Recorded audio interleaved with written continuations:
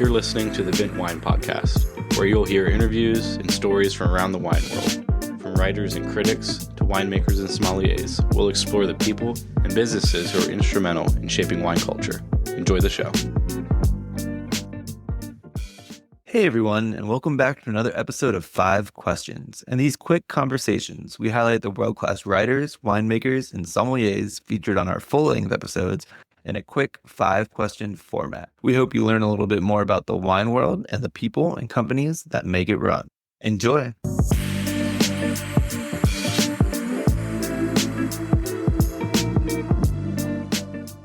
All right, we are here with 5 Questions with Cokie. Thanks so much for joining today. Yeah, thanks for having me. We'll dive right in. Question 1, what do you do in the wine industry? What do I do in the wine industry? Oh my gosh. I definitely study a lot of wine, but people mostly would recognize me from Instagram. So I do wine education videos on Instagram.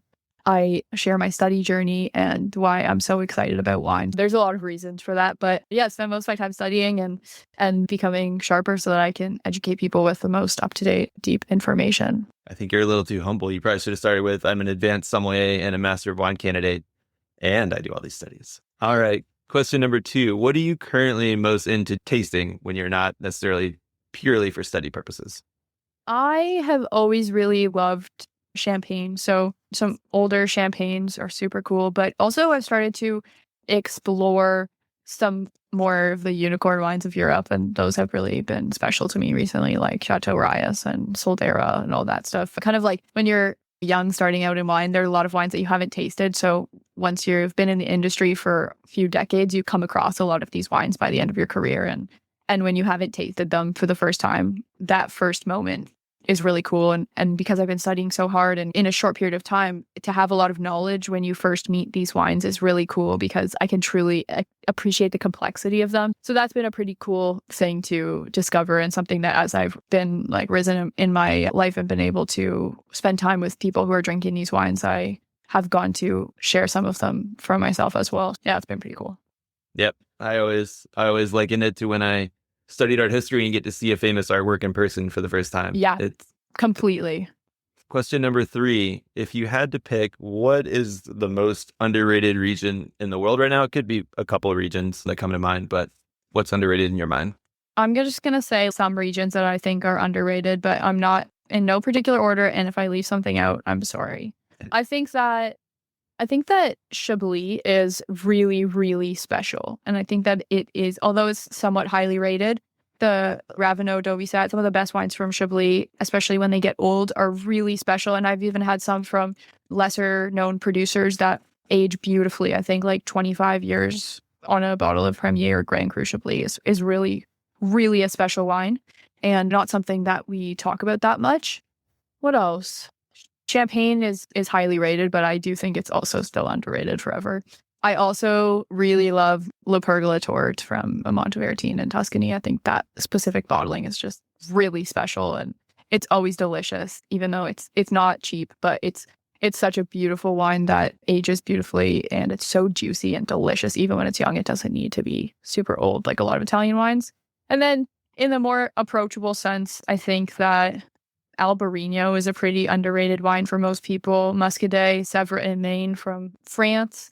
That's a really approachable sub-$20 delicious crisp white wine. Gruner Veltliner. I really love being able to find these value wines now that I studied them so much. I can kind of navigate through and actually save people a lot of money. I love going wine shopping with friends and just building them a case based on what they like. And they're often really excited by how much money they can save which difficult to pronounce wines are suited to your taste, because I think the difficult to pronounce ones are usually better value.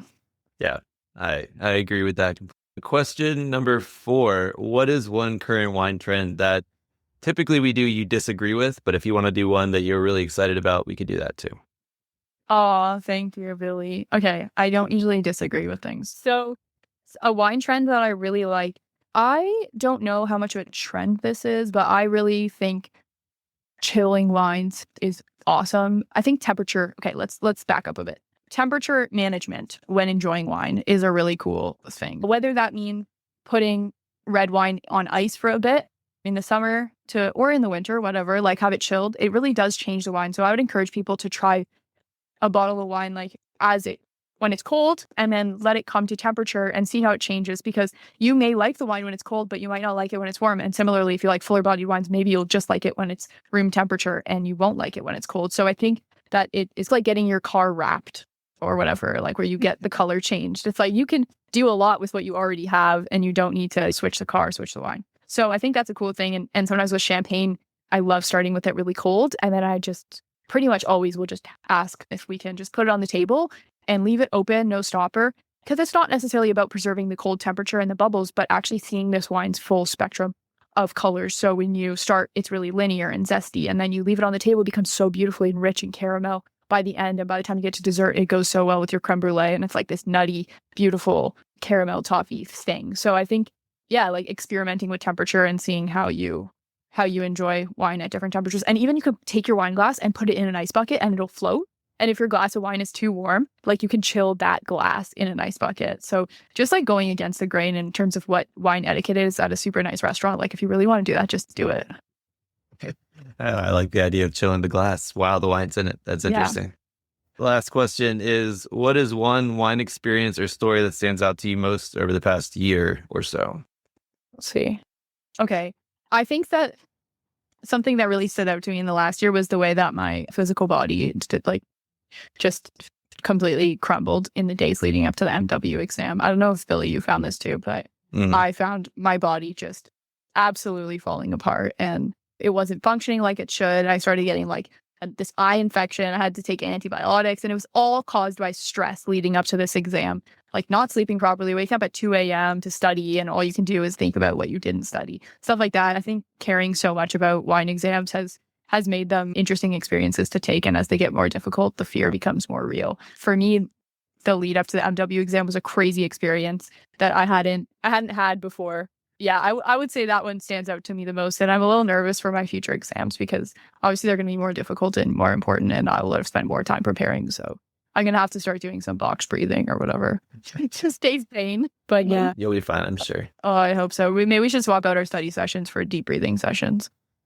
Sounds good. All right. That has been 5 questions with Cokie.